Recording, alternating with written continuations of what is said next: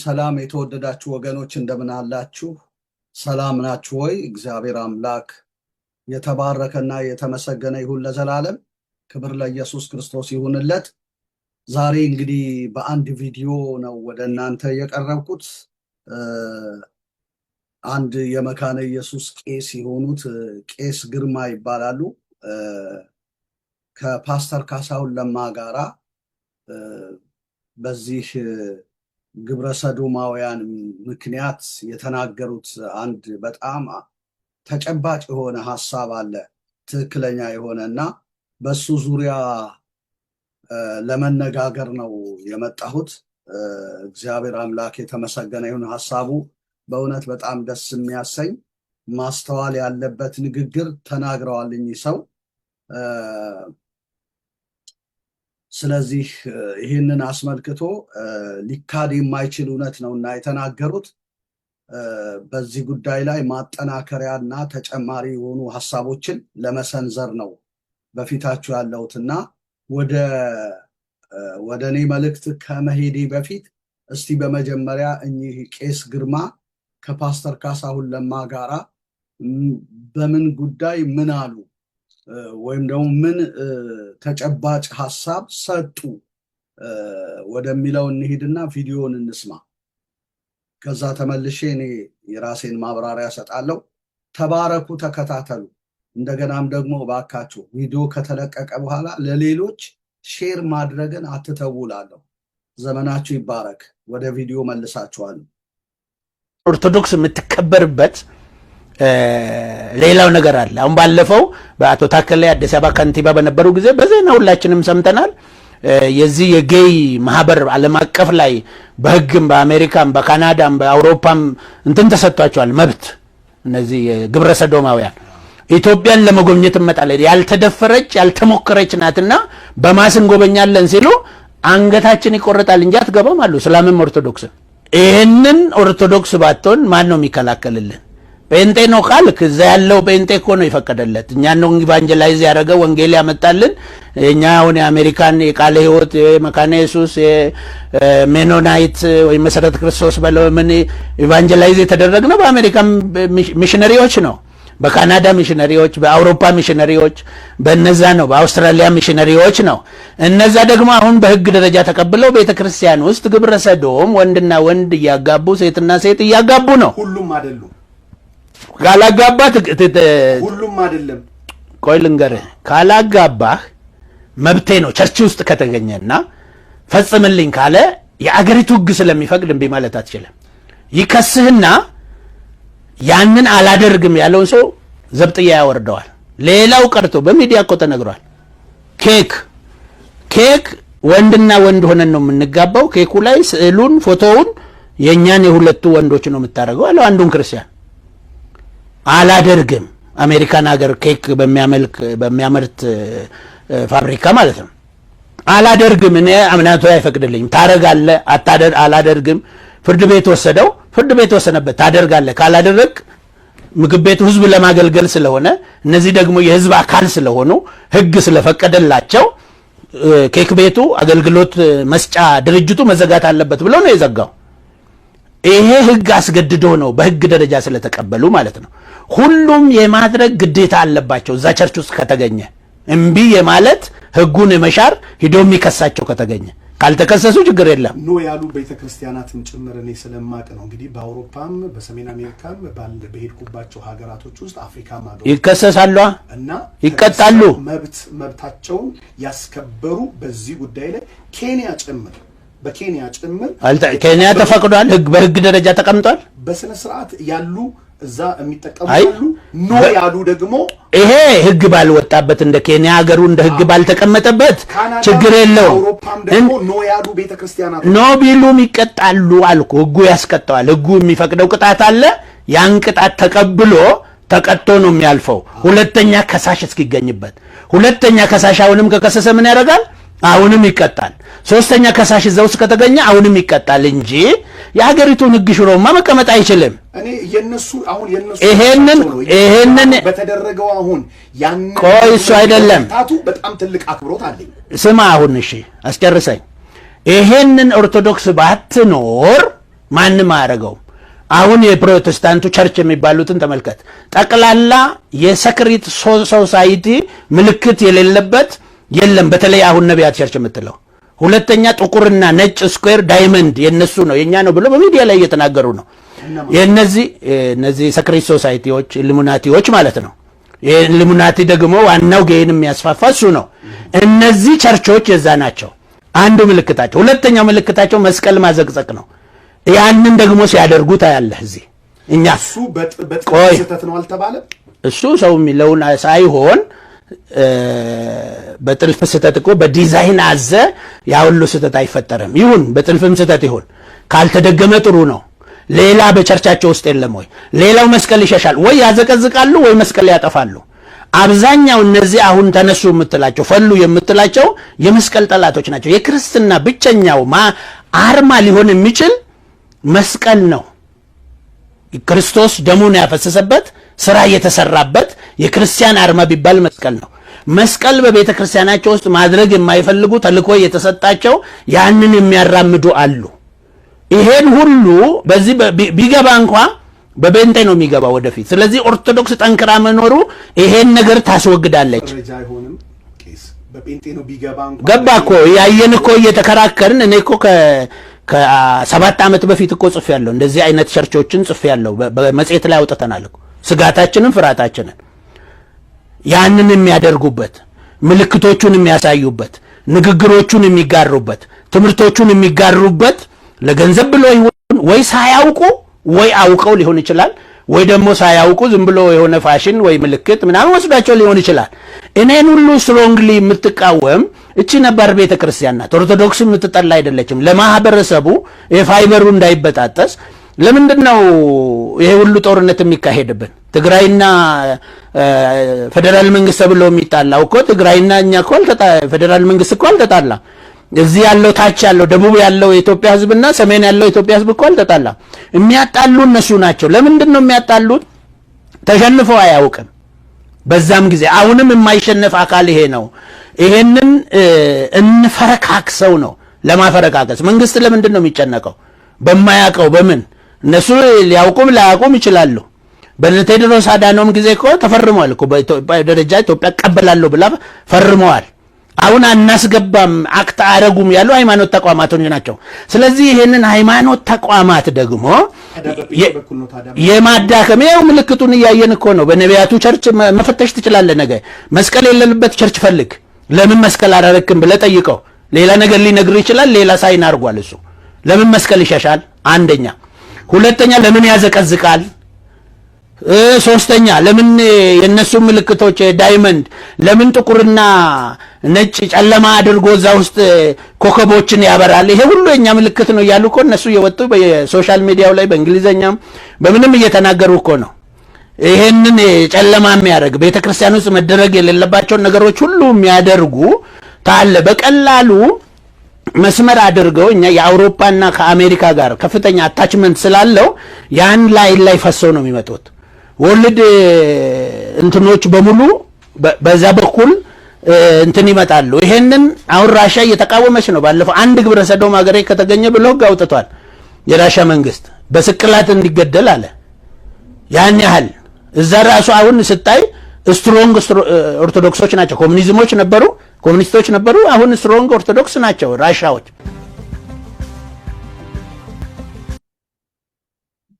እሺ፣ እግዚአብሔር አምላካችን ከዘላለም እስከ ዘላለም ስሙ የተባረከ ይሁን። እንግዲህ እንደሰማችሁት ነው ፓስተር ካሳሁን ለማ ብዙዎችን አገልጋዮች ኢንቫይት እያደረገ ወደ እርሱ ስቱዲዮ በተለያዩ ርዕሰ ጉዳዮች ላይ ያወያያል። ብዙ ጠቃሚ ነገሮችን በዚህ አገልግሎት ውስጥ በሱ አገልግሎት ውስጥ እንዳገኛችሁ በጣም ተስፋ አደርጋለሁ። ወደፊትም ብትከታተሉት በጣም ደስ ይለኛል። ብዙ ጥሩ ነገር ስለሚያቀርብ ማለት ነው። እና እኚህ ቄስ እንግዲህ በተለያዩ ሶሻል ሚዲያዎች ላይ ኢንቫይት ተደርገው በኢንተርቪው መልክ ሲጠየቁ ምላሽ ሲሰጡ አያለው። የዛሬው ምላሻቸው ግን እጅግ ደስ የሚያሰኝ ነው እና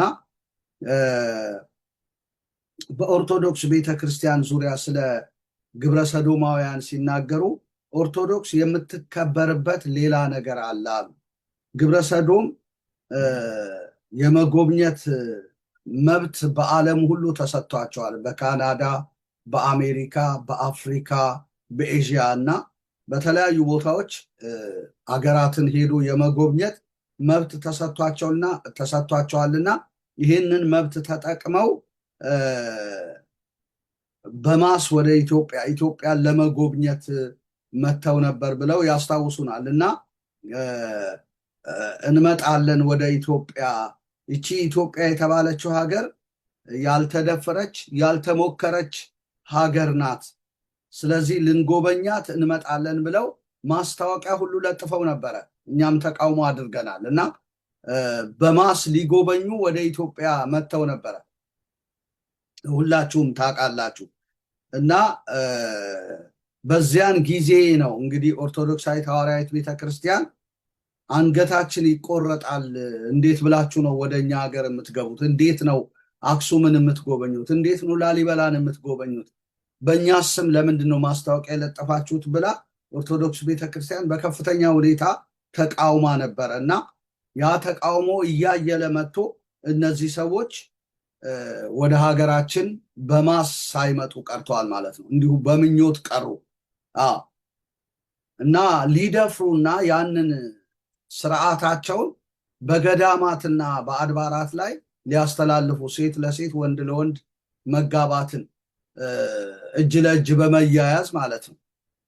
እንኳን በገዳማት በአድባራት ሴትና ሴት ወንድና ወንድ ባልና ሚስት ሆኖ እጅ ለእጅ ተያይዞ ሊሄድ ቀርቶ ትክክለኛ ባልና ሚስት እንኳን በገዳምና በአድባራት እጅ ለእጅ አያያዙ። ፍቅራቸውን በጓዳቸው በቤታቸው ወይም በመዝናኛ ስፍራ ያደርጋሉ እንጂ ያ ቦታ የመዝናኛ ቦታ አይደለም። እና በዚህ ጉዳይ ኦርቶዶክሳዊት ቤተክርስቲያን በጣም ጠንካራ የሆነ አቋም ነው ያላት እና ደስ ይላል በጣም። ወንጌላውያን ቤተክርስቲያን እኮ ከኦርቶዶክስም የሚማሩት ነገር አለ።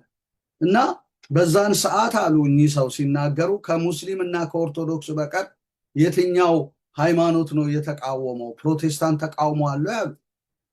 በጣም እኔ የምጋራው ሀሳብ ነው።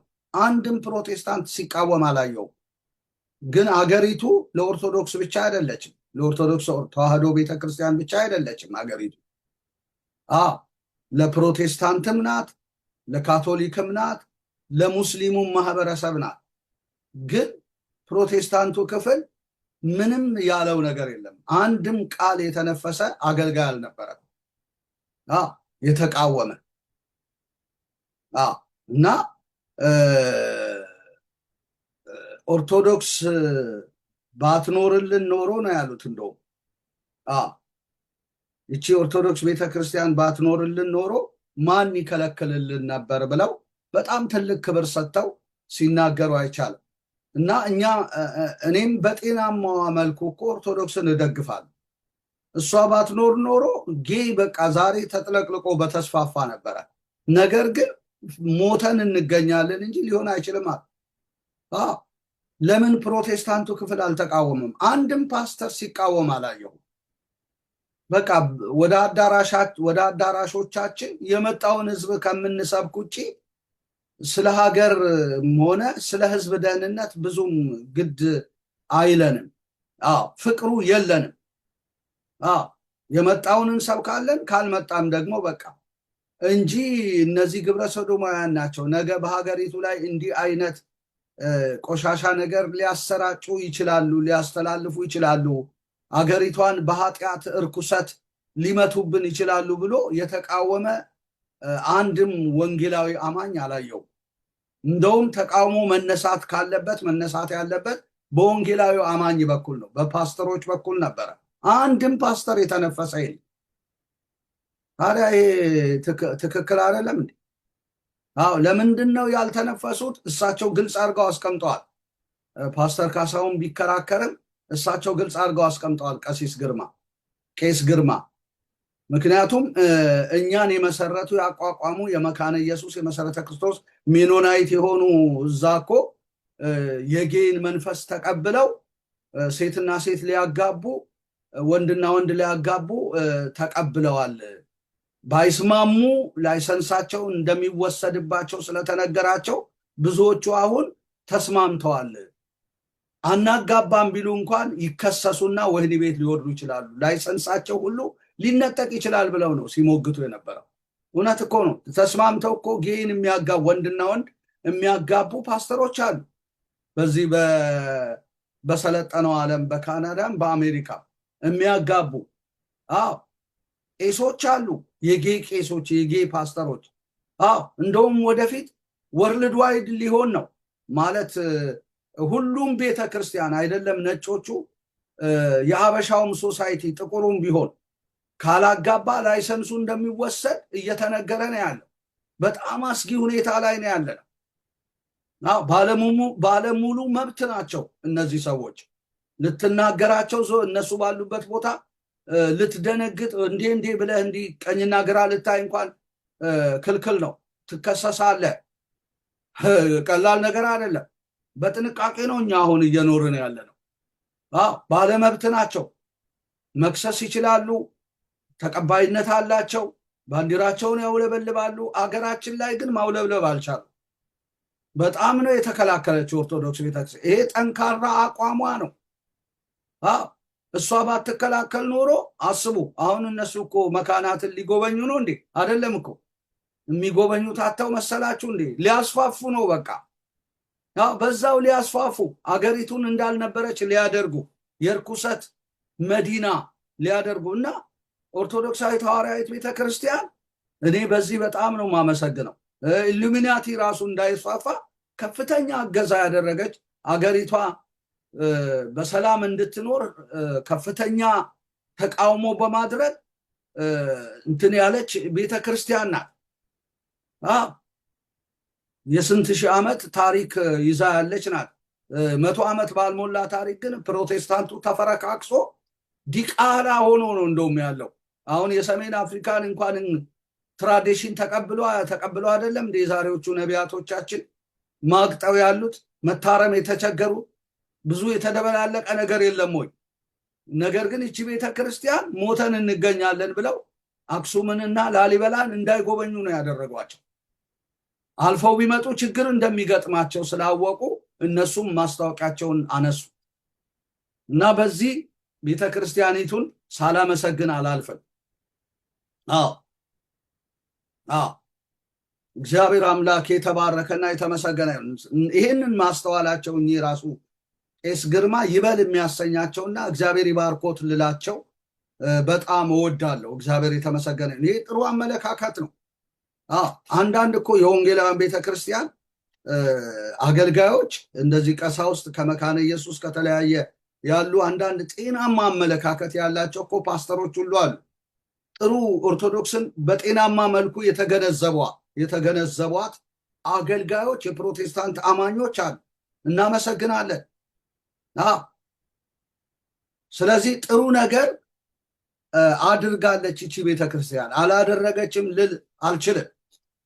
እኔ እንድትታደስ ብፈልግም ኦርቶዶክስ ቤተክርስቲያን ፕሮቴስታንት እንድትሆን አይደለም። በራሷ ጤናማ አስተምህሮ ነገሮቿን አስተካክላ እንድትቀጥል ነው እኔ ፍላጎቴ። እኛ እኮ ከደጅ በመጣ ትምህርት አይደለም ተለወጪ እያልን ያለ ነው። እዛው ቤቷ ውስጥ ያለ እውነት አለ። በሃይማኖት አሁን አሳያቸዋለሁ። በሃይማኖት አበው በእምነት መግለጫዎቿ ያስቀመጠቻቸው እንቁ የሆኑ ትምህርቶች አሏት። ለምን ያንን ፈልፍላ አታወጣም? ለምን ትፈራለች? ያንን ብታስተምር እኮ እንዴ እሷ ናት እንደውም ለአፍሪካ ሐዋርያዊቷ። ምንም እኮ ከደጅ በመጣ እውነት ተለወጪ ያለ ማንም የለም። የሌላውን ዶክትሪን የፕሮቴስታንትን ዶክትሪን ተቀበይ ያለ ማንም የለም። ግን የቀደመ እውነቷን ታንሳ ነው የኛ ጥያቄ። እግዚአብሔር የተመሰገነ መጽሐፍ ቅዱሳዊ ጥያቄን ያቀረብነው። ከዛም መልስ ደግሞ በመጽሐፍቶቿ ላይ የዘገበችውን እውነት ትግለጥ፣ ታውጣው፣ ታስተምረው ነው ያለው። እግዚአብሔር የተመሰገነ ይሁን ለዘላለም። ተሐድሶ የሚጠላ አይደለም። ላስተዋለ ሰው፣ ለተገነዘበ ሰው የሚጠላ አይደለም። ምንድነው የሚሉት እነዚህ ሰዎች? ከኛው አብራክ ከኛው መሃል ነው የወጡት። ምንድነው ትምህርታቸው? ምንድነው ሊሉን የፈለጉት ብሎ ማጤን በጣም ይበጃል። እግዚአብሔር የተመሰገነ ይሁን። ስለዚህ እንግዲህ ኦርቶዶክስ የምትከበርበት ብለው ያቀረቡት ኤቪደንስ እኚህ ቄስ ግርማ የሚገርም ነው። ታላቅ የሆነ ታንጀብል የሆነ ማስረጃ ነው። በቅርብ የሆነ እኛም የደረስንበትንና ያየነውን አስረጂ ነው ያቀረቡት። የሩቅ ዘመን ማስረጃ አይደለም ያቀረቡት፣ እውነት እኮ። ስለዚህ ቺ ኦርቶዶክስ ቤተክርስቲያን ባትኖር ማን ይከለክልልን ነበር ማለታቸው አሜዚንግ አሜዚንግ፣ በጣም ድንቅ ነው። አንድ እስቲ የፕሮቴስታንት ፓስተር መጥቶ ተከላከላለ? አይሆንም አይደረግም ያላለ? እንደውም ባዕድ ነገሮችን ቀድሞ በመቀበልና በማስገባት የሚታወቅ ሆኗል አሁን ፕሮቴስታንቱ። እንደውም በጣም አሁን ስጋት ላይ ነው ያለችው ኢቫንጀሊካል ቸርች። መሪዎችን አልሰማ እያሉ ከዚህም ጋራ በተያያዥነት እኔ መናገር እፈልጋለሁ። ማለት በዛን ዘመን በማስ የመጡትን ግብረ ሰዶማውያንን የተቃወመች ብቻ ሳይሆን ከዛ መልስ ለሀገር ያደረገችውን ጤናማ ነገር ዛሬ ማሳየት እፈልጋለሁ። ምንድን ነው ያደረገችው ለሀገር? ሀገራችን ኢትዮጵያ ለቀኝ ገዢዎች እንዳትንበረከክ የሰበኩ የኢትዮጵያ ኦርቶዶክስ ተዋሕዶ ቤተክርስቲያን አባቶች እነ ብፁዕ አቡነ ጴጥሮስ ሰማዕት እነ አቡነ ሚካኤል የሚረሱ አይደሉም። አቡነ ጴጥሮስ ሰማዕት አሁን በጣሊያን ጊዜ የሞቱ ጳጳስ ናቸው። ሐውልታቸው አለ እና ሀገራችን በቀኝ ገዢዎች እንዳትንበረከክ ከፍተኛ የሆነ የህይወት መስዋዕትነት የሰጡት አቡነ ጴጥሮስ ለባዕድ ወራሪዎች አሳልፌ አገሬን አልሰጥም እሞታለሁ ብለው ለሀገር ሞተዋል። እውነት እኮ ነው። ታዲያ ሀገር ከሌለ እኮ ሃይማኖት የለም። እንዲህ አይነት ሀገራዊ ፍቅር ነበራቸው። ሀገር ከሌለ እኮ ጌታን ማምለክ አትችልም። ድንኳን ዘርግተ ወይም ደግሞ ቤት ተመርተ ማምለክ አትችልም። የፕሮቴስታንቱ ክፍል እኮ አገሬ በሰማይ ነው ይላል። ለሀገሩ ግን ምንም። አሁን አልፎ አልፎ አንዳንድ ሰዎች ናቸው እየተነሱ ብቅ ያሉ እንጂ ምንም ለሀገር ያደረግነው ነገር የለም። ነገር ግን በዚች ቤተክርስቲያን ያሉ አባቶች እና አቡነ ጴጥሮስ እስከ መስዋዕትነት ህይወታቸውን እስከ ማሳለፍ ደረጃ ደርሰዋል። በመገዘት ጣሊያኑን ክፍል ማለት ነው መስዋዕት ሆነዋል። እና አቡነ ሚካኤል ታሪካቸው የሚረሳ አይደለም ይለናል። የታሪክ ዘገብቶች እንዲህ ባለ መልኩ አስቀምጠዋል። እንደገና ደግሞ የሀገርን ፍቅር ከነኩራቱ፣ ጀግንነትን ከነጥብዓቱ፣ ፊደልን ከነቁጥሩ፣ ጥብዓቱ ማለት ከነድፍረቱ ማለት ነው። ጀግንነትን ከነድፍረቱ፣ ፈሪዎች ፍሩሃን የነበሩ ጥቡዓን ሆኑ፣ ደፋሮች ሆኑ ይላል። ከብሌት ታደሱ ይላል በሐዋርያት ሥራ ምዕራፍ 2 ላይ ስትተረጉም ቤተክርስቲያኒቱ ስለ መንፈስ ቅዱስ መውረድ፣ ስለ ረደተ መንፈስ ቅዱስ በሐዋርያት ላይ መንፈስ ቅዱስ በወረደ ጊዜ ሐዋርያት በ72 ቋንቋ ወተናገሩ በነገረ ኩሉ በሐውርት በ72 ቋንቋ ተናገሩ፣ ከብሌት ታደሱ አለች። ነጭ ልብስ ለበሱ፣ ፍሩሃን የነበሩ ጥቡዓን ሆኑ ብላ ተርጉማለች። ጥቡዓን ማለት ደፋሮች ሆኑ ማለት ነው፣ ፍሩሃን የነበሩ። ስለዚህ ጀግንነትን ከነጥብዓቱ ማለት ከነድፍረቱ ማለት ነው። ፊደልን ከነቁጥሩ፣ ዘመንን ከነቀመሩ። አያችሁ የዲሜጥሮስ አሁን ሁሌ መስከረም 1 ላይ አዋጅ ይታወጃል። ቀመር ተደርጎ በዚህ ቀን ይሄ ይውላል፣ በዚህ ቀን ይሄ ይውላል። አቡሻህር ያጠኑ አባቶች ያውጃሉ ቀኑን። በዚህ ቀን ፋሲካ ይሆናል፣ በዚህ ቀን ስቅለት ይሆናል፣ በዚህ ቀን እንደዚህ ይሆናል ብለው በዘመነ ዲሜጥሮስ ነው ቀምረው የሚያውጁት። ስለዚህ የኢትዮጵያ የዘመን አቆጣጠር እኮ የአውሮፓውያን አቆጣጠር አይደለም፣ የዲሜጥሮስ ዘመን አቆጣጠር ነው። ይህንን አቆጣጠር እኮ ለሀገራችን የሰጠች በዋነኝነት የኢትዮጵያ ኦርቶዶክስ ተዋሕዶ ቤተክርስቲያን ናት። ዘመንን ከነቀመሩ፣ ፊደልን የቀርጻ የሰጠች፣ ፊደልን ከነቁጥሩ። አናባቢ ቫወል ሰጥቶ እኮ አባ ሰላማ ከሳቴ ብርሃን አይደለም እንዴ? ከሳባ ወደ ግዕዝ ከግዕዝ አናባቢ ፋውል ሰጥቶ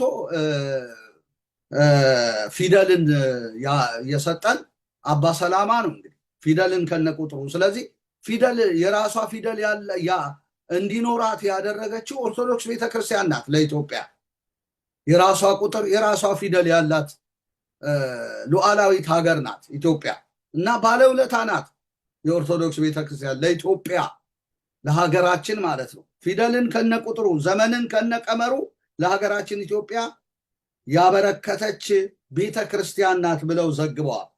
የሀገርን ፍቅር ከነኩራቱ በአቡነ ጴጥሮስ ላይ እንግዲህ በእነ አቡነ ሚካኤል ላይ በጣሊያን ጊዜ በወራሪው ፊት በጀግንነት ቆመው የሀገርን ፍቅር ከነኩራቱ አሳይተዋል። መስዋዕት እስከ መሆን ደረጃ ደርሰው ማለት ነው። ከነኩራቱ ሀገርን ልንወድ ይገባል አማኞች። ሀገሬ በሰማይ ነው እያልን ለሀገር አስተዋጽኦ ባለማድረግ የራሱ ጉዳይ እያልን መቀመጥ የለብንም። በሀገር ልማት ራሱ መሳተፍ አለብን። ሀገር በወራሪ ስትያዝ መሳተፍ አለብን፣ መጸለይ አለብን፣ መቆርቆር አለብን። አዎ የሚከለክል ምንም ነገር የለም። ስለዚህ ነው የሀገርን ፍቅር ከነኩራቱ፣ ጀግንነትን ከነጥባቱ፣ ፊደልን ከነቁጥሩ፣ ዘመንን ከነቀመሩ ለሀገራችን ኢትዮጵያ ያበረከተች ቤተክርስቲያን ናት። ይሄ ዋና ነጥብ ነው፣ ኮር የሆነ ነጥብ። በዚህ ራሱ ለቤተክርስቲያኗ ክብር ሊኖረን ይገባል። ክብር ሊኖረን ይገባል። ትውልዱ ይህን ማወቅ አለበት። ዝም ብሎ በቃ ተረት ነው የምታወራው ምናምን እናውቃለን። አዎ ይህንንስ አላደረገችም ወይ? አድርጋለች እኮ ማወቅ አለብን። ትላንትና ተነስተ እንዲህ ነው ብለ የበጫጨክ እንትን ልትናገር አግባብ አይደለም። ብዙ አባቶች በዚህ ጉዳይ ዋጋ ከፍለዋል። ይህ እኮ ቀላል ነገር አይደለም። እንደገና ለሀገር ግንባታ ካበረከተቻቸው አስተዋጽኦዎች መካከል የተስተካከለ ስነ ምግባራዊ ያለው አርበኛ ጀግና ሀገር ወዳድ ትውልድ መፍጠር። ጀግና ሀገር ወዳድ ትውልድ ፈጥራለች። ሀገርህ ነው እያለች ሀገርህ ከወራሪ መጠበቅ አለብህ። ይሄ ሀገርህ ነው፣ ሀገርን ልታለማ ይገባል። ይሄ እኮ ተገቢ እኮ። ባለቤቱን ካልናቁ አጥሩን አይነቀንቁ ይባላል። ስለዚህ ባለቤትነቷ የኢትዮጵያ ባለቤትነት ለኦርቶዶክስ ብቻ ነው፣ ለሙስሊምስ አይደለም? ለሌሎች ቤተ እምነቶች ባለቤትነት የላትም ይቺ ኢትዮጵያ? ዝም ብለን ተወዝፈን መቀመጥ አለብን እንዴ? መቆርቆር የለብንም? ጀግና ማህበረሰብ ትውልድ መፍጠር የለብንም ወይ? ሀገር ወዳድ ትውልድ መፍጠር አለብን። ሀገሩን እንዲወድ ማድረግ አለብን። አገር ነው አልማ፣ ተንቀሳቀስ ማለት አለብን። ተወዝፈ መቀመጥ የለብም፣ ስራ ፈት መሆን የለብም ብለን ሀገሩን እንዲወድ ማስተማር አለብን። እና ይህንን ያደረገች ናት አርበኛ ጀግና ሀገር ወዳድ ትውልድ። እና የኢትዮጵያ ሕዝብ ሀገሩን የሚወድ ነው፣ ጀግና ነው፣ ሀገር ወዳድ ትውልድ ነው። በሀገር ጉዳይ በቃ በጣም ነው እንትን ጥሩ ነው በጣም እግዚአብሔር የተመሰገነ ይሁን ለዘላለም። ጥፋትን ባንወድም ማለት የሆነ ነገር በተነሳ ቁጥር መኪና ማቃጠል፣ ቤት ማቃጠል፣ የተለያየ እንትን ማፍረስ ይሄ አግባብ አይደለም። ነገር ግን ሀገርን መውደድ ከወራሪ ለመጠበቅ ሀገሬ ነው ብሎ መቆርቆር በጣም ተገቢ ነው። እንደገና ደግሞ ለማልማት ሀገሪቱን የሀገሪቱን አንድነት ለመጠበቅ መነሳት በጣም ጥሩ ነው። እግዚአብሔር የተመሰገነ። ወኔው የተሰለበ ትውልድ ግን የሚፈጥር አንዳንድ ሰው ሀገሩን በአግባብ ካላወቀ ነው። ስለዚህ አገር ወዳድ ትውልድ ፈጥራለች እቺ ቤተክርስቲያን ማለት ነው። አርበኛ ጀግና የሆነ እንደገና ደግሞ ማህበራዊ ጥንካሬ በመፍጠር በአፈርና ብዝሃ ህይወት ጥበቃ ሀገር በቀል ዓለም አቀፋዊ ትምህርቶችን በማስፋፋት ሀገር በቀል ዓለም አቀፋዊ ትምህርቶችን በማስፋፋት ሀገር በቀል ትምህርቶች አሉ። የትም የሌሉ ኢትዮጵያ ውስጥ ብቻ ያሉ ከፊደል ጀምሮ ከዜማ ጀምሮ ከስነ ጽሁፍ ጀምሮ ብንመለከት ስነ ጽሁፍ ደራሲዎች፣ ጸሐፊዎች እኮ ከኦርቶዶክስ የወጡ ናቸው። በኦርቶዶክስ ቀለም ብራና ፍቃ ቀለም በጥብጣ ስነ ጽሁፍ አስተምራ አሁን በዩኒቨርሲቲ ደረጃ ሌክቸር የሚያደርጉ ሰዎች እኮ ያንን የሚያውቁ ናቸው። ሊትሬቸሮች እኮ የኦርቶዶክስ እውቀት ያላቸው ናቸው። ስለዚህ አገር በቀል እና አገር በቀል ዓለም አቀፋዊ ትምህርቶችን አስፋፍታለች። አገር በቀል የሆኑ ግጥሞች፣ ለምሳሌ ስንኞች፣ የተለያዩ መድበል የሆነ ቅኔ፣ የተለያየ ጎዳና ቅኔ፣ ልዩ ልዩ አይነት የስነ ጽሁፍ እንትን አለ። የትም ማታገኘው ማለት ነው። አሁን ሌላ ሀገር ብትሄድ ይሄንን አታገኝም። እና በዚህ እንድትታወቅ አድርጋለች እቺ ቤተክርስቲያን ማለት ነው። አገር በቀል ዓለም አቀፋዊ ትምህርቶችን በማስፋፋት እንደገና የባህል ቱሪዝም፣ የስነ ጽሁፍ፣ የስነ ቅርጻ ቅርጽ፣ የኪነ ህንፃ፣ የስነ ዜማ ጥበባዊ ሀብቶችን በማስፋፋት በማስጠበቅ ብሎም ለዓለም በማስተዋወቅ አያችሁ፣ እግዚአብሔር አምላክ የተመሰገነ ይሁን ለዘላለም። የባህልና የቱሪዝም የስነ ጽሁፍ ስነ ጽሁፋችን ቱሪዝሞች ጎብኚዎች ማለት ነው መጥተው እኮ ስነ ጽሁፎቻችን ያያሉ። አንድ በድንጋይ ላይ የተጻፉ በብራና የተጻፉ እነዚህ በቄጠማ ላይ ይሄ ፓፒረስ በሚባለው አሁን መጀመሪያ እኮ ባይብል ሲጻፍ ራሱ በፓፒረስ ነው። እነዚህ ቅጠሎች አሉ ፓፒረስ። ከዛ በኋላ ነው ወደ ስነ ጽሁፍ አድጎ ወደ ወረቀትነት አድጎ ወደዛ እንትን ያሉ እና የድሮ አባቶቻችን ወደ ወረቀት ከመምጣቱ በፊት መጽሐፍ ብራና ፍቀው ቀለም በጥብጠው ነው ጽሁፍ የጻፉት። ቁም ጽሁፍ የሚባል ነገር አለ አሁን። እና ይህን ስነ ጽሁፍ በዓለም ደረጃ ያስተዋወቀች ኦርቶዶክስ ናት። ብዙ በብራና የተጻፉ መጽሐፎች በየገዳማቱ በየአድባራቱ አለ። ያንን ሳናጠና እንደው ጫፍ ጫፉን ይዘን እንዲህ ነው ብለን አፋችንን ሞልተን ራሱ ልንናገር አግባብ አይደለም። ችን ቤተክርስቲያን ለማደስ ራሱ ዲፕ ኖሌጅ ያስፈልጋል፣ ጥልቅ እውቀት ያስፈልጋል። እንደገና ደግሞ በትህትና ነው እንትን የምናደርገው ማለት ነው። እግዚአብሔር የተመሰገነ ይሁን።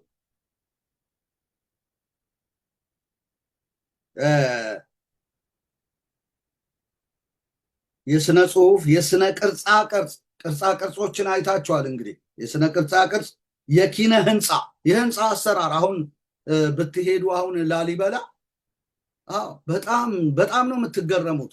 ያንን ዋሻ ፈልፍለው እንዴት ባለ ህንፃው እንዴት እንደሚያምር ኪነ ህንፃ በጣም ነው የሚያምረው። አክሱም ብትሄዱ የሚገርም እንትን አለ። 12 ቤተ መቅደሶች ከዛ በላይ የሆነ ላሊበላ አሁን እንዴት ያስደስታል። የህንፃ አሰራር የትም ሀገር የሌለ ነው። ቅርጻ ቅርጽ፣ የኪነ ህንፃ፣ የስነ ዜማዋ አሁን የትም ሀገር አታገኙትም። ትውልዱ ሊወርሰው ስላልቻለ ነው እንጂ ስነ ዜማዋ በጣም አራራይ፣ ግዕዝ፣ ዕዝል በያሬድ የተደረሰ ማለት ነው። በጣም ልዩ ያደርጋታል ኦርቶዶክስን። የስነ ዜማ ጥበባዊ ሀብቶችን በማስፋፋት በማስጠበቅ ብሎም ለዓለም በማስተዋወቅ በህዝቦች መካከል ጠንካራ ማህበራዊ ትስስርን፣ አገራዊ አንድነትን በመፍጠር ቤተክርስቲያኒቱ ትልቅ አስተዋጽኦ አድርጋለች። ስለዚህ ጤናማ ጎኗን አሜን ብለን ልንቀበል ይገባል። ሰዎች የደከሙበትን ልናፈርስ አስፈላጊ አይደለም። ያ ካላወቅን አላወቅንም፣ ካልደረስንበት አልደረስንበትም። ስለዚህ ጤናማው ነገር እንደውም ዳብሮ ወደ ትውልድ እንዲሸጋገር ብርቱ ጥረት ነው ማድረግ ያለብን፣ ብርቱ ጥረት እንጂ እንዳለ መደርመስ አግባብ አይደለም። አላዋቂነት ይባላል። ስለዚህ ይህንን ለዓለም ያስተዋወቀች አሁን እኮ ብቸኛ ያደረጋት ይሄ አይነት ነገር አለ። በዓለም ደረጃ እኮ ለትንግርት ነው ሰዎች የሚያዩት። ይህንን ማለት ነው። ይህንን ጥበባዊ ሀብት የስነ ቅርጽ፣ የኪነ ህንፃን፣ የስነ ጽሁፍን፣ የስነ ዜማን በተመለከተ ምንም ዲቃላ የሌለበት ድብልቅ የሌለበት ማለት ነው።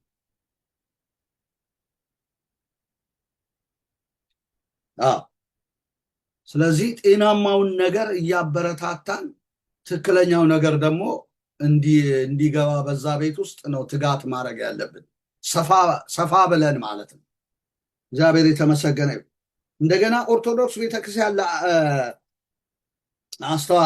አስተዋጽኦ አድርጋለች። እቺ ቤተክርስቲያን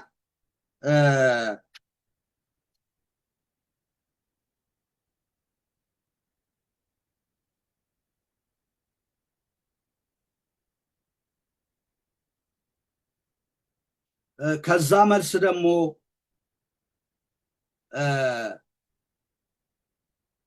በአካል በአጠገባችን የሌሉ አቡነ ጎርጎሪዮስ የተባሉ የዘዋይ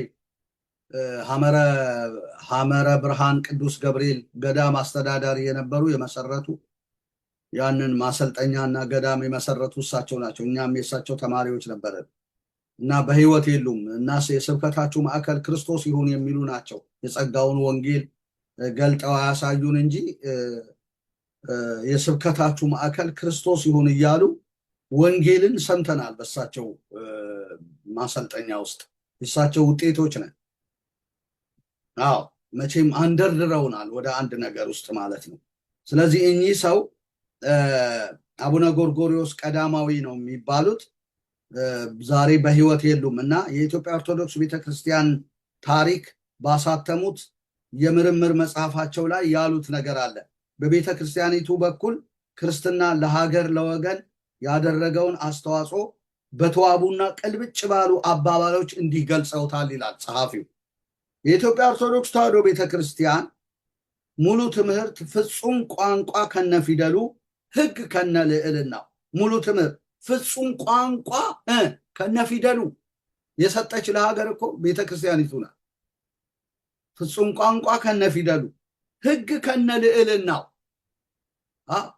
ህግ ባልነበረበት ጊዜ እኮ ነገስታቶቻችን እኮ በፍትሐ ነገስት ይመሩ ነበር። ህግ ከነልዕልናው፣ ከነሉዓላዊነቱ ማለት ነው፣ ከነልዕልናው። ስነ ጽሁፍ ከነጠባዩ፣ ሆሄያት። አሁን ዶክተር ተስፋዬ ሮበሌ ስለ ሆሄያት የጻፈው መጽሐፍ አለ። እኔ እጅ አልገባም እንጂ ተነጋግረናል። እንዴት ሆሄያት ተጠብቀው መጽሐፍ እንደ ሐመር ውሃ የት ጋ ነው መግባት አለ፣ ሀሌታ ውሃ የቱ ጋ ነው መጽሐፍ። ስነ ጽሁፍ ካላወቅ እኮ ማለት አማርኛ ቀምረህ እንኳን እንትን ብትል የሆሄያቱ አካሄድ ምን እንደሆነ ካላወቅ እኮ ውድቅ ነው ጽሁፍ። በተማሩ ሰዎች ዘንድ በተመራመሩ የቋንቋ ባለቤት በሆኑ ሰዎች ዘንድ ብታቀርበው ሆሄያቱን ያልጠበቀ ጽሁፍ ስለሆነ ተቀባይነት የለው። ስለዚህ እነዚህን ሆሄያት አስተካክላ ስነ ጽሁፍ ከነጠባዩ ከነሞያው የሰጠች ኦርቶዶክስ ናት እና ዶክተር ተስፋዬ ሮበሌ በግሩም ሁኔታ ጽፎታል። ይህንን የሆሄያት መጽሐፍ ገዝታችሁ ብታነቡ በጣም ጥሩ ነው። እኔም እጅ ይገባል ብዬ አምናለሁ። ስነ ጽሁፍ ከነጠባዩ ሀሌታ ውሃ የቱ ጋር መግባት ሐመር ውሃ የቱ ጋር መሆን እንዳለበት እነዚህና እነዚህን የመሳሰሉ ከነጠባዩ ከነሞያው ታውቃለች ማለት ነው። ቁም ጸሐፊዎች ጋር ብትሄዱ አሁን በብራና የተጻፉ እኮ በጣም እንዴት ያምራሉ መሰላችሁ። በጣም አባቶቻችን በደንብ ነው ሆሄያትን ጠንቅቀው የሚያውቁ ስለሆኑ በእንዲህ መልኩ እንትን ያሉት ማለት ነው። ከነሞያው ከኪነ ጥበብ በየአይነቱ፣ ስነ ጥበብ በየመልኩ፣ ታሪካዊና ጥንታዊ ቅርስ ከነፍልስፍናው፣ ታሪካዊና ጥንታዊ ቅርስ ከነፍልስፍናው፣ ነፃነት ከነክብሩ፣ አንድነት ከነጀግንነቱ፣ ሀገር ከነድንበሩ፣ ከነፍቅሩ፣ ስም ከነምልክቱ ከነትርጉሙ ለሀገራችን ያበረከተቻቸው ስጦታዎች መሆናቸውንና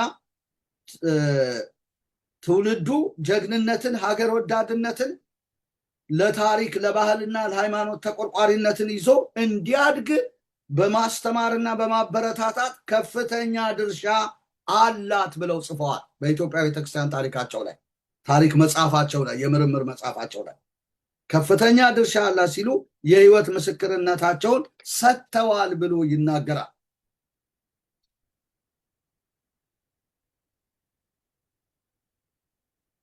እግዚአብሔር አምላክ የተመሰገነ ይሁን። ስለዚህ እቺ ቤተክርስቲያን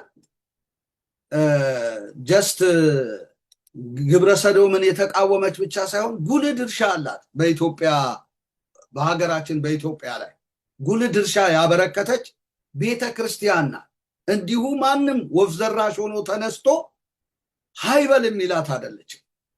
በጥንቃቄ ነው ወንጌል የምናገለግል ሰዎች በማስተዋልና በጥንቃቄ ነው ማገልገል ያለብን። እነዚህ ነገሮች ሁሉ እንግዲህ ታድሶ ያስፈልጋል የምንል ከሆነ በጥልቀት ልናውቅ ይገባል። ማንም ሰው ተነስቶ በቃ ዘሎ ሳይጠግብ የእናቱን እንጀራ ከምጣድ የወረደውን እንጀራ እንኳን በልቶ ሳይጠግብ ተነስቶ በዘፈቀደ የሚናገራት አይደለች። ስለዚህ ትውልዱ ሊታረቅ ይገባል። ማለት ምንድነው? በእውቀት ሊታገዝ ይገባል። በደንብ ማጥናት አለበት። የተለያዩ ላይብራሪዎች ውስጥ ሄዶ ኮመንታሪዎችን አንብቦ ኢንሳይክሎፒዲያዎችን ስለ ሀገር ታሪክና ስለተለያየ ነገር ስለ ቤተክርስቲያኒቱ አመሰራረት ቤተክርስቲያኒቱ በሀገር ላይ ስላደረገችው አስተዋጽኦ በጥልቀት ሳያጠና እንደፈለገ ሊናገራት አግባብ አይደለም ብዬ ነው እኔ የማምነው። መስራት የሚፈልግ ሰው ካለ ማለት ወንጌል አይመስክር እያልኩ አይደለም። ወንጌል መመስከር አለብን፣ ልክ ነው። በጸጋ ነው ድህነት ያለው። ያ ማለት ግን ሙሉ ለሙሉ እኛ በቃ ቤተክርስቲያኗን ኤክስ ራይት ልንሰጣት አንችልም። መቻወቅንና እኛ ራሳችን እዚህ ጋር ኤክስ ነው እዛ ጋር ራይት ነው ልንል አንችልም። ስለ ኢየሱስ አዳኝነት ከሆነ ያቺን መመስከር መብታችን ነው። ከዛ በዘለለ መልኩ ግን ካርታው እንደተሰጠው ልክ ሙሴ እንዳሳየው እንዲሁ አድርግ እንደተባለው አይቻለው ላድርግ ብለን ልንል አንችልም። ያላየናቸው ብዙ ነገሮች ስላሉ ማለት ነው። እና በተሐድሶ እንቅስቃሴ ውስጥ ገብተን መንቀሳቀስ የምንፈልግ ከሆነ እነዚህን ነገሮች ሁሉ በጥልቀት ልናጠና የግድ ይላል። እኚህ ቄስ ግርማ እኮ የመካነ ኢየሱስ አገልጋይ ናቸው። ነገር ግን ይህን መናገራቸው እኔ በጣም ነው ያስደሰተኝ። በጣም ከቤተ ክርስቲያናቸው አልፈው ስለ ቤተክርስቲያኒቱ በሀገር ላይ ስላደረገችው ጉልህ ድርሻ በግልጽ አስቀምጠዋል። እሳቸውን የመሰሉ ደግሞ ብዙ ሰዎች ስለ ቤተክርስቲያኒቱ በስፋት ትንታኔ መስጠት የሚችሉ ሰዎች አሉ። እውቀት ያላቸው ቴዎሎጂያን የሆኑ ሄደው በትምህርት ራሳቸውን ያሳደጉ ሰዎች። ራሱን የቻለ እኮ ትምህርት አለ። ስለ ኦርቶዶክስ ዶክትሪናል የሆነ ትምህርት ይሰጣል። አሁን እኔ እንደውም ቦታውን ልነግራቸው አልፈልግም እንጂ አንድ ቦታ ላይ በነበርኩ ጊዜ መጥተው የሚጠይቁኝ ፓስተሮች ነበሩ።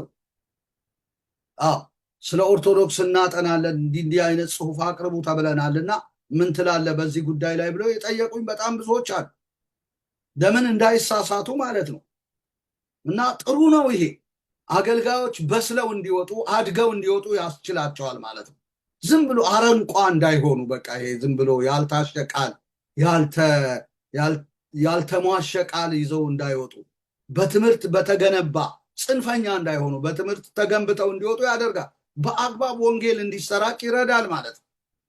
በትምህርት መብሰል እና አንዳንዱን ሰባኪ ሳናበስለው ወንጌላዊ አስተማሪ ምናምን መጋቢ ብለን እንሾምና ከዛ በኋላ የሆነ ሰርግ ማህበራዊ ግንኙነቶች ላይ በቃ ደባልቆ እንደውም አንዱ ይሄ የጴንጤ ሰርግ ነው ተጨባበጥ ብለው የሰበከ አገልጋይ ቃል አግባብ አይደለም። ቅዱሳን ተጨፍልቀው ኢየሱስን እንትን አይሉም ብሎ በወረደ ቃላት የተናገረ አገልጋይና ህዝብን ያስቆጣ አገልጋይ ቃል በእውቀት መታገዝ ግድ ይላል። እኔ ማንንም አይቻልም ይሄን እምላችሁ። ለፕሮቴስታንቱ በእውቀት ታገዘ ልታገለግል ግድ ይላል። አለበለዚያ ዝም ነው ማለት ያለብን። በዛ ዙሪያ እግዚአብሔር የቀሰቀሳቸው ሰዎች ስላሉ ያንን ስፍራ መስራት የሚችሉ እነሱ ናቸው፣ አንተ አይደለም። ሁሉን እናውቃለን፣ ሁሉም ጋር አለን፣ እኛ ምሁር ነን የሚባል ታሪክ የለም ወዳጄ፣ የለም። የማናውቀውን ገብተን ልንፈተፍት አንችልም፣ ብንያዝ ልናፍር ስለምንችል ማለት ነው። ስለዚህ በጥንቃቄ ነው ተሐድሶ ማድረግ ያለበት፣ በጥንቃቄ ነው ወንጌል መሰበክ ያለበት። አንተ ሌላውን የምታስተምር ራስን አታስተምርም? ምን ይላል? አገልጋይ ራሱን ማስተማር አለበት። ራሱን ማስተማር ማሰልጠን አለበት።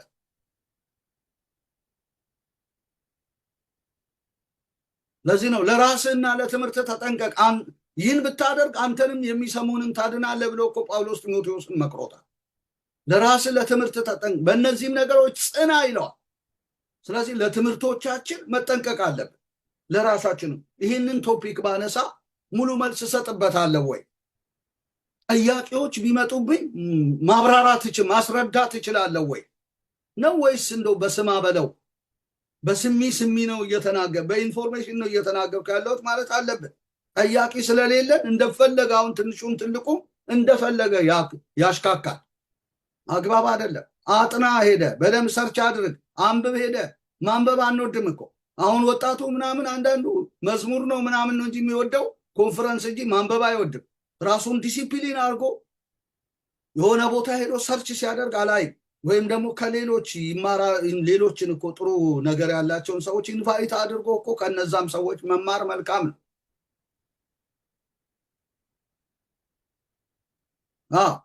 አለበለዚያ መናገር የለብንም። እግዚአብሔርም ደግሞ አሳልፎ አይሰጥም። ስላላሟላ ለአዲስ ብለህ ብትነሳ አሳልፎ አይሰጥም።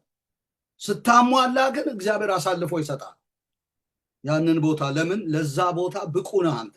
እግዚአብሔር ብቃት ሰጥቶሃል፣ አሳልፎ ይሰጣል ማለት ነው። እና አለበለዚያ አይሆንም። በስሜት ቧክነን ነው የምንቀረው። ክብር ለእግዚአብሔር ይሁን።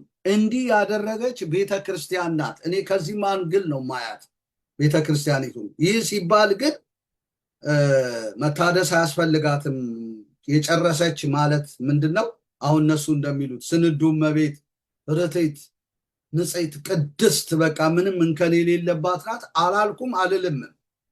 እንደውም አይመቸኝም ይሄ ቃል ርትዕት ጽንዕት ምናምን የሚለው። ለምን ብላችሁ በሉኝ። ቤተክርስቲያን በምድር እስካለች ድረስ አይደለም የድነቱን ወንጌል ገፍታ ቀርቶ ማንም ርትዕት የተባለች የለችም። ዳነች የተባለችው ቤተክርስቲያን እንኳን ርትዕት አንልም፣ ጽንዕት ስንዱ አንላትም። አሁን ኢቫንጀሊካል ቸርች አሁን ኢየሱስ ያድናል ብላ ደሙን ነው የምትሰብከው። ኢየሱስ የእምነቴ መሰረት ነው፣ ሁላችንም የእምነታችን መሰረት ነው፣ በደሙ ነው የጸደቅነው። ይህንን ነው የምንሰብከው። እና እንደዛም ሆኖ እንኳን ርትዕት አይደለንም፣ ስንዱ አይደለንም። ገና ብዙ የፊት መጨማደል እላያችን ላይ አለ፣ ነውር እላያችን ላይ አለ። መንጻት ያስፈልገናል ለክርስቶስ የከበርን ሙሽሪት ለመሆን ማለት ነው። ከቃሉ ጋር አንጽቶ እንዲቀድሳት ራሱን ሰጠን የሚለው ኤፌሶን 5 ላይ ለቤተ ክርስቲያን ነውር የሌላት የፊት መጨማደድ ለራሱ ሊያቀርብ ፈለገ። ስለዚህ አንድ ብለን ድነናል እንጂ ጸድቀናል እንጂ የፊት መጨማደድ ላያችን ላይ ነውር ላያችን ላይ አለ። ስለዚህ ርትዕት የምትባል የለችም፣ ስንዱ የምትባል ቤተክርስቲያን የለችም። ኦርቶዶክስማ በዚህ በደህንነት ዙሪያ ብዙ ነገር የሚቀራት ናት። እውነት ነው፣ የሀገር ባለውለታ ናት። እኔም ይህንን አልካድኩም፣ ዘርዝሬ ተናግሬያለሁ። ከኚህ ሰው በመነሳት ነው ይህን እንድናገር የሆንኩት። ከዛ መልስ ግን እቺ ቤተክርስቲያን ለአንድ ነገር መቸኮል አለባት ብዬ አምናለሁ።